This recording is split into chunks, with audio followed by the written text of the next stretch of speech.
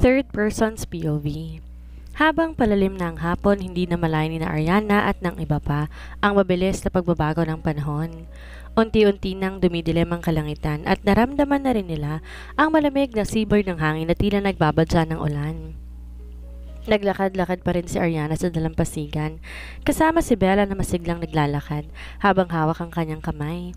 Panay ang tanong ng bata tungkol sa mga kabibe, isda at kung bakit iba't iba ang kulay ng langit habang lumulubog ang araw. Pero sa isang iglap, napalinga si Ariana sa paligid. Emmanuel? Bulong niya sa sarili habang mabilis na hinanap ng kanyang mata ang batang lalaki. Napalakas ang kabog ng kanyang dibdib. Nasaan si Emmanuel? Kanina lang nasa likod ko lang siya. Relax, biglang sabi ni Drake habang naglalakad papalapit. Kalmado ang boses ngunit may bahid ng lambing. Kasama ko si Emmanuel, nandun oh. Sabay turo nito sa unahan ko sa naglalakad si Emmanuel na may hawak pang malaking dahon.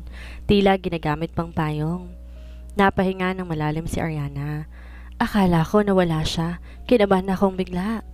Napangiti si Drake at tinapik ang balikat ni Ariana. Hindi ka namin pababayaan, lalo na si Zephyr. Nakita mo ba kanina kung gaano siya nag-alala nung di ka agad umabas ng silid? Napayo ko si Ariana at agad binawi ang titig mula kay Drake. Hindi ko napansin, siguro busy lang siya.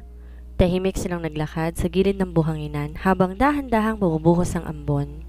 Napansin ni Drake na giniginaw si Ariana kaya inabot niya ang kanyang tuwalya at maingat na sinampay yon sa balikat ng babae. Baka magkasakit ka pa, hindi bagay sa iyong may lagnat, biro niya. Napatawa si Ariana kahit papano. Salamat. Sana makita mo rin kung gaano ka kahalaga sa ilan sa amin dito. Dagdag pa ni Drake. Hindi lang kay Emmanuel? Napatingin si Ariana sa kanya pero agad din niyang binaling ang tingin kay Bella na masayang kumakanta habang hawak ang seashell. Kasabay ng paglalakad nila pabalik ng yate, dumagundong na ang langit. Ngunit para kay Ariana ang tunog ng kulog ay walang sinabi sa mga salitang iniwan ni Drake. Tahimik pa ng hangin may gumugulo sa isip niya, ang mga titig, mga kilos at mga paalalang baka may iba pang taong handang magpahalaga sa kanya, hindi lang si Zephyr. Nasaan si Emmanuel? Sigaw ni Noemi na halos mabaliw na sa pag-aalala habang tumayuto mula sa kinaupuan. Mabilis ang kabog ng dibdib ni Ariana. Napalingon siya sa paligid ng yate, umaasang makikita ang bata na masayang nagtatago o kaya naglalaro lang. Ngunit nang wala siyang makita, sumikip ang dibdib niya. Tila binuhusan ng malamig na tubig ang kanyang buong katawan. Anong klaseng yaya ka ba? Galit na bulyaw ni Noemi kay Ariana. Aalagaan mo lang, di mo pa nagawa ng maayos? Puro ka pa kababae sa harap ng asawa ko, yan tuloy. Di na nakapagsalita si Ariana, tulala habang tinatanggap ang bawat mapanakit na salita ni Noemi. Ngunit bago pa siya makapaliwanag, mabilis na kumilos si Drake. Sige na Ariana, hanapin natin si Emmanuel. Ani Drake na halatang kabado na rin. Tumango lang si Ariana at agad silang bumaba ng yate. Naiwan naman si Bella kay Noemi pero makikita sa bata ang pag-aalala para sa kaibigan. Sumama na rin si Zephyr sa paghahanap. Di na alintanang lumalakas na ihip ng hangin at papadilim na langit. Palalim na rin ang gabi at nagsimula ng umambon habang kinikintalan ng kulog ang kalangitan. Emmanuel! Sigaw ni Ariana. Halos mangiyak-ngiyak habang tumatakbo sa mabuhanging dalampasigan ng isla. Saan ka ba nagpunta, anak? Dito lang siya kanina. Dagdag ni Drake na naglilibot din sa may likurang bahagi ng mga punong kelp. Pero sa kabila ng kanilang paghahanap, hindi nila makita si Emmanuel. Lumipas ang halos kalating oras hanggang sa mapansin ni Zephyr na hindi nakasama si Ariana. Nagpaiwan pala to sa isla at patuloy pa rin naghahanap. Napilitan na silang bumalik ng yate dahil lumalakas ng ulan at ang alon ay nagsisimula ng magbanta sa kanilang kaligtasan. Pagbalik nila sa yate, nagulat si Zephyr na makita si Emmanuel, mahimbing na natutulog sa loob ng silid. Ano to? Galit na tanong ni Zephyr, halos hindi makapaniwala. Bakit hindi mo sinabi na narito pala si Emmanuel? Nagkibit balikat lang si Noemi. Hindi ko rin alam na pumasok siya, akala ko kasama niyong lahat. Lumapit si Zephyr, halatang pigil ang galit. Ikaw ang unang sumigaw na nawala siya. Pinaalis mo si Ariana at pinahiya mo pa sa harap ng lahat. Tapos nandito lang palang anak mo? Napahiya si Noemi, ngunit sa halip na huminahon, lalo siyang uminit ang ulo. Ikaw, ba't parang ikaw mas may pakialam kay Ariana kaysa sa akin? Nagtagpo ang mga tingin nila at sa unang pagkakataon, lumutang ang tensyon na matagal nang naipon. Samantala, wala si Ariana sa mga sandaling iyon. Nandoon pa rin sa isla, patuloy na nilalabanan ng ulan at dilim. Naghahanap sa batang alam niyang mahal na mahal niya kahit hindi niya kadugo at kailangan nilang bumalik sa isla bago pa tuluyang kainin ng ulan at galit ng dagat si Ariana. Bumalik na sila sa beach resort, basang-basa sa ulan at hirap na hirap sa lakas ng hampas ng alon. Ang lahat ay tahimik, ramdam ang bigat ng sitwasyon. Nanginginig si Emmanuel habang yakap ang sarili, nanlalambot sa pagod at pag-aalala. Babalikan ko si Ariana, mariing sabi ni Zephyr habang mabilis na naglalakad palabas ng resort upang muling bumalik sa isla kahit patuloy pa rin ang pagbuhos ng ulan. Ngunit humarang si Noemi, hawak ang braso ng asawa. Ano ka ba, Zephyr? Baliw ka na ba? Delikado sa dagat ngayon. Mas delikadong iwan si Ariana mag-isa doon? Singhal ni Zephyr. Litaw ang galit sa tinig nito. Wala siyang ibang kasama, wala siyang kasalanan. Wala na bang ibang babae sa mundo? Palaging si Ariana na lang ba? Dahil siya ang may puso. Madiing tugon ni Zephyr. Sa kapilit na inilis ang kamay ng asawa sa kanyang braso.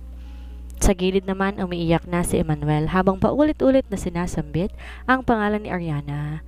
Ate Ariana, nasan ka na? Tumigil ka nga dyan? Sigaw ni Noemi sa anak. Halatang hindi na kayang itago ang pagkainis. Si Ariana na naman. Palagi na lang siya. Ako ang nanay mo, Emmanuel. Ako. Ngunit lalo lang lumakas ang iyak ng bata.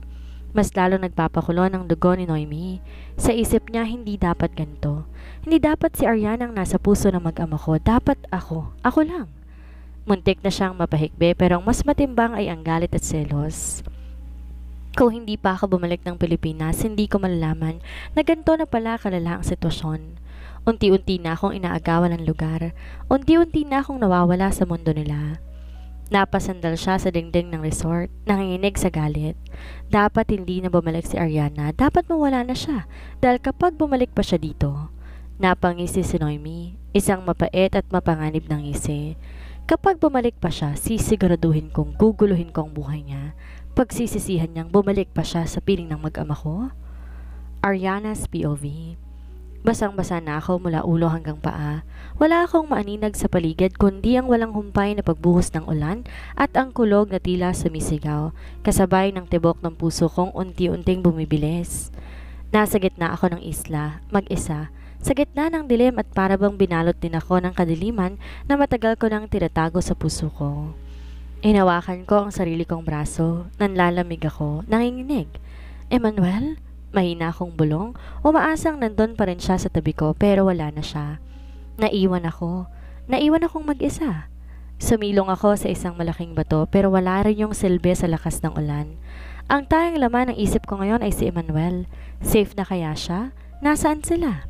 Bakit ako naiwan? Napaupo ako sa basang buhangin.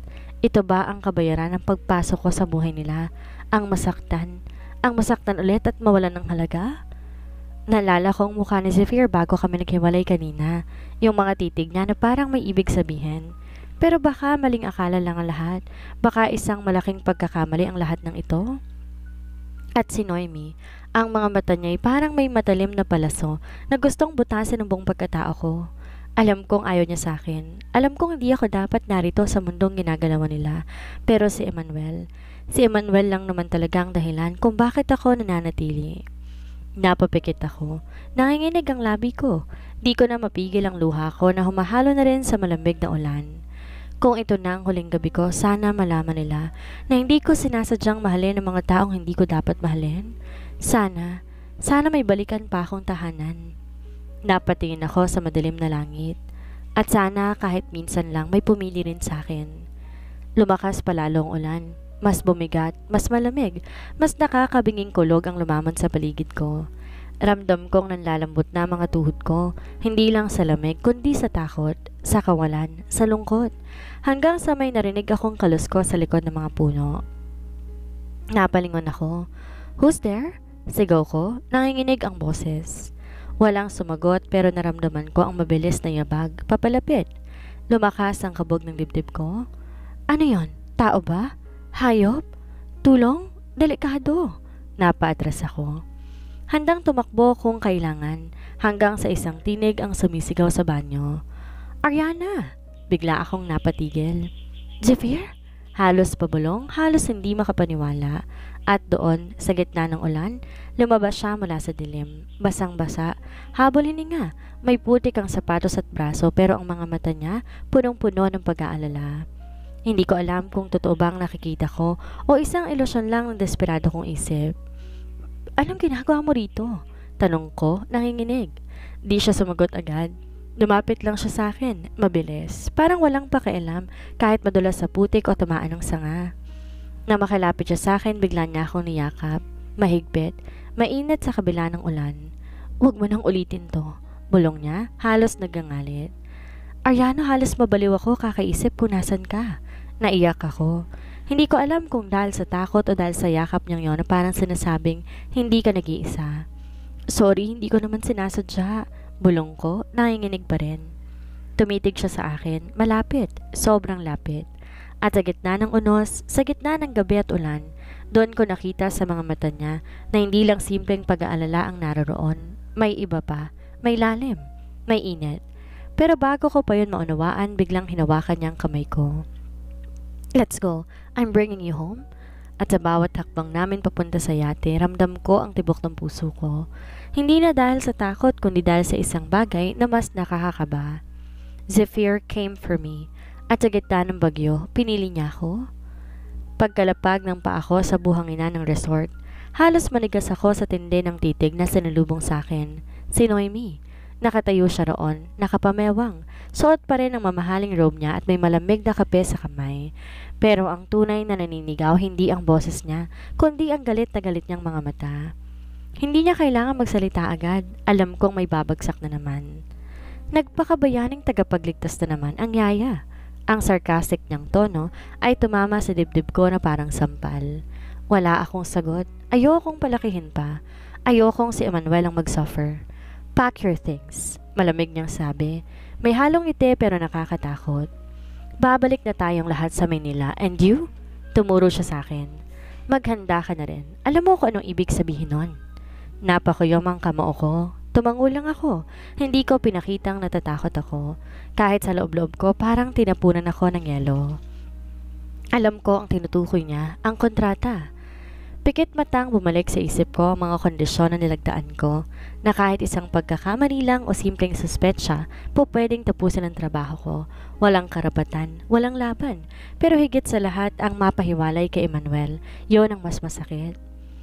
Mula sa likuran naramdaman ko ang presensya ni Zephyr.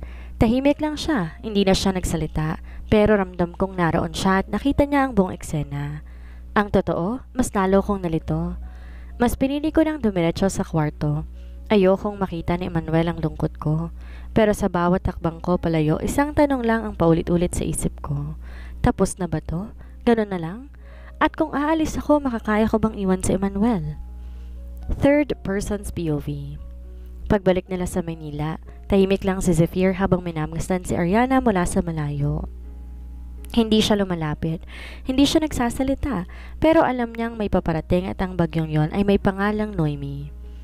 Kinabukasan, sa loob ng opisina, sa loob ng kanilang private residence, nagsalubong na ang mga titig ni Noemi at Zephyr. Tungkol sa kontrata, panimula ni Zephyr, malamig ang tinig. Hindi ko gusto ang paraan ng pakikitungo mo kay Ariana. Huwag mo siyang paalisin ng basta-basta. Napangisi si Noemi palapit sa mesa. Nakataas ang isang kilay at may hawak na folder. It's still my contract, Zephyr. Ako ang nagpresenta niyan. Ako naglagay ng mga kondisyon. At kung gusto mong mapanatili ang katahimikan sa buhay mo, dapat mong pirmahan ang bagong clause. Nilapag niya ang bagong papel sa harap ni Zephyr. Agad niya tong binasa. 10 million pesos in full. Sabi niya, binabasa ang linya. Kapag umalis si Ariana voluntarily at di na muling nilapit sa pamilya natin? Exactly. Umupo si Noemi, ngumiti, at pinanood ang reaksyon ni Zephyr. Simple, walang iskandalo, walang komplikasyon, at higit sa lahat wala nang palaging si Ate Ariana sa bibig ng anak mo. Napahigpit ang hawak ni Zephyr sa papel. Tahimik siyang tumayo at lumapit sa malaking bintana ng opisina. Saglit siyang tumingin sa labas, pilit tinatago ang galit at gulo sa kanyang dibdib. Hindi mo siya pwedeng ituring na basura na basta mo nalang itatapon. Pero ginawa mo ring laruan ng damdamin ko, Zephyr. Sagot ni Noemi, nananakit ang bawat salita. Bumalik ako para buuin ulit ang pamilya natin pero ang nakita ko, isang yaya na unti-unting inaangkin ang lugar ko at ang anak mo mas pinipili siya kesa sa akin. Tumalikod si Zephyr sa bintana, tumitig sa asawa. I'll sign it. Mahina pero diretso niyang sabi. Pero wag kang magkakamaling saktan pa si Ariana. That is up to her. Mataring natugon ni Noemi habang kinuha ang folder. Basta siguraduhin mong mababasa niya yan. Siya dapat ang magdesisyon, umalis at tanggapin ang pera, o pilitin pa rin manatili at mawala ang lahat. Ariana's POV. Tahimik ang paligid habang hawak ko ang folder na iniabot sa akin ni Zephyr. Naupo ako sa gilid ng kama sa silid na pansamantala nilang ibinigay sa akin sa mansyon. Mabigat ang dibdib ko.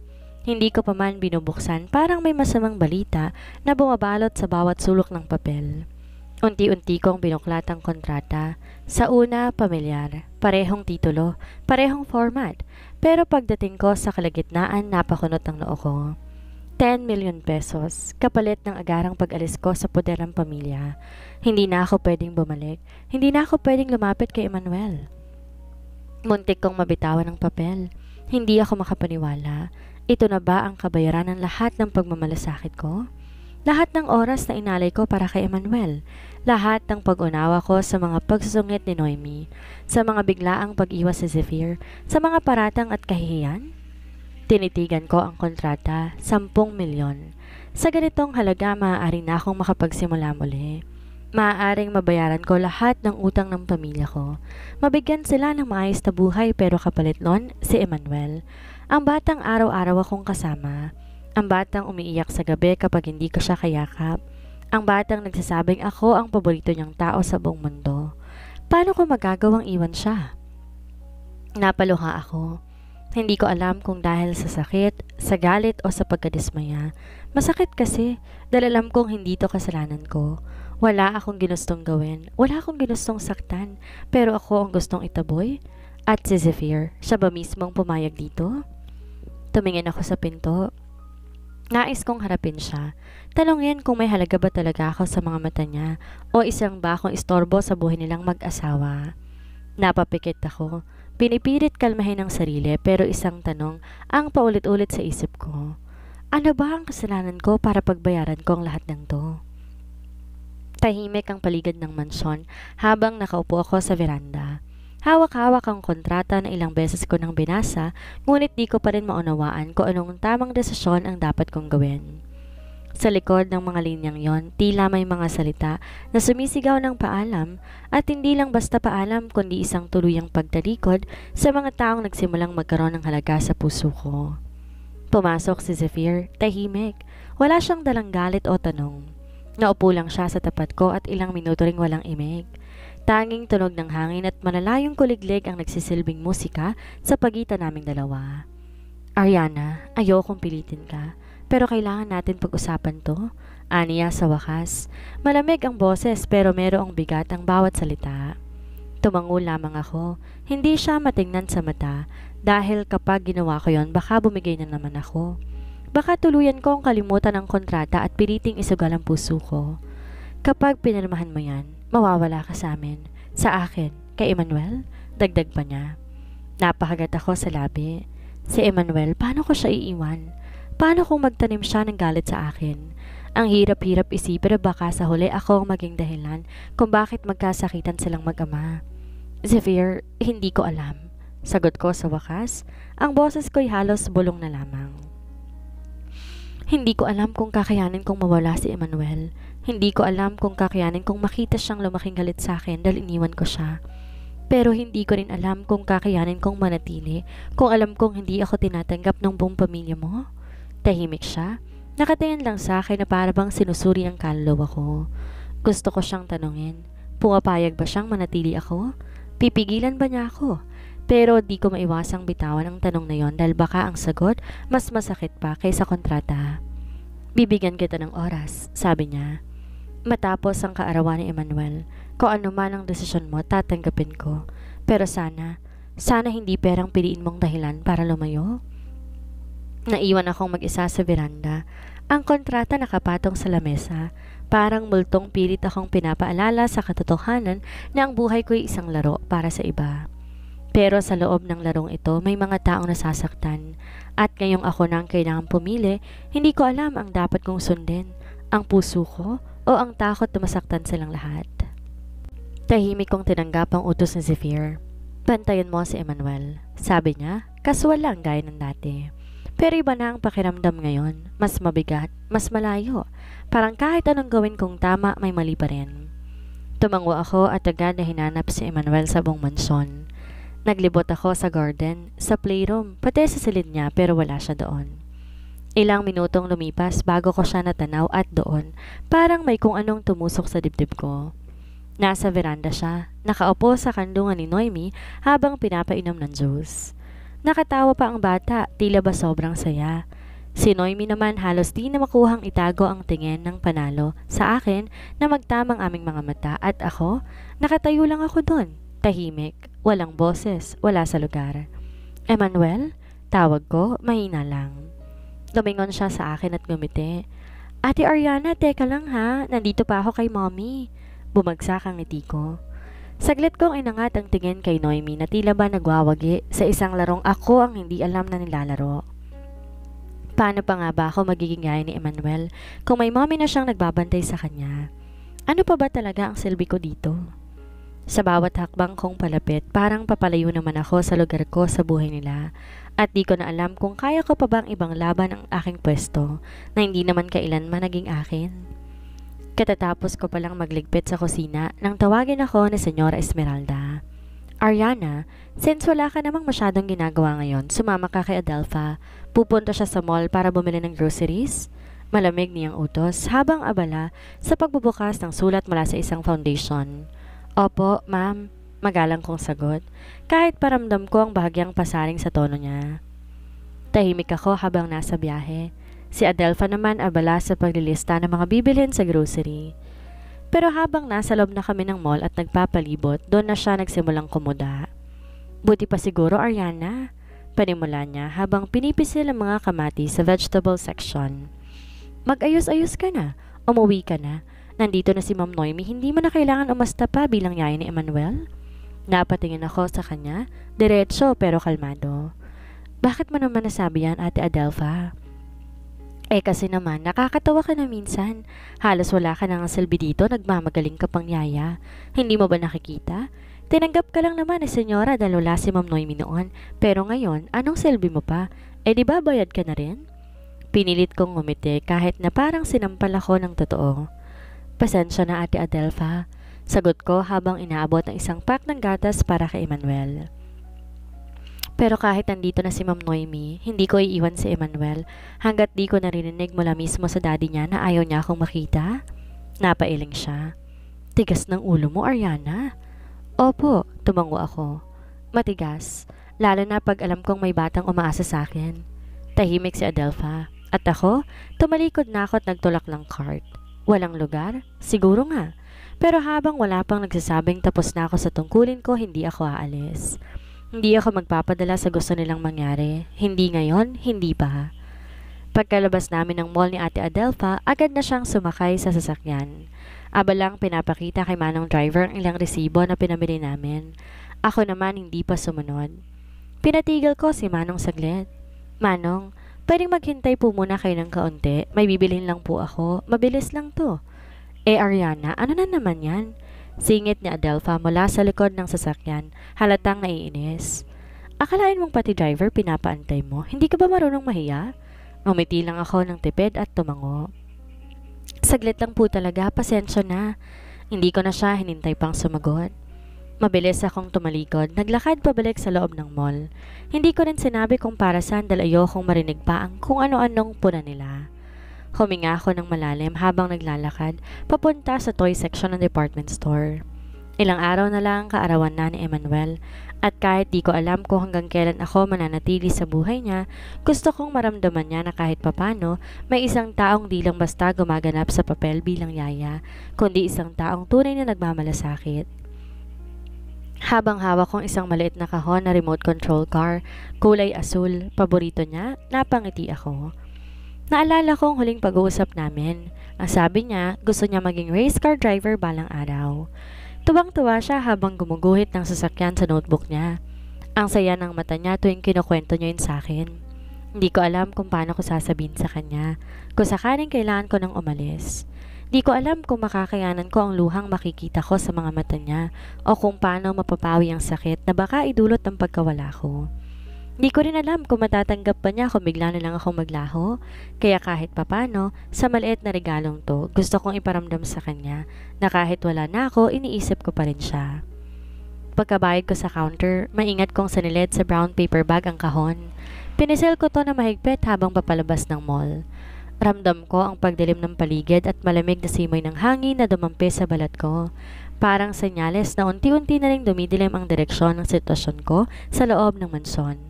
Pero kahit pa dumadami na ang naninira, kahit pilit akong tinutulak palayo, mananatili ako hanggat maaari, hanggat kaya pa ng puso ko. Pagbalik ko ng sasakyan, masama ng tingin ni Adelpha, pero hindi na ako nagsalita. Umupo lang ako ng tahimik at inilingke sa braso ko ang hawak kong paper bag. Sa isip ko, para kay Emmanuel to, kahit ano pa ang sabihin nila.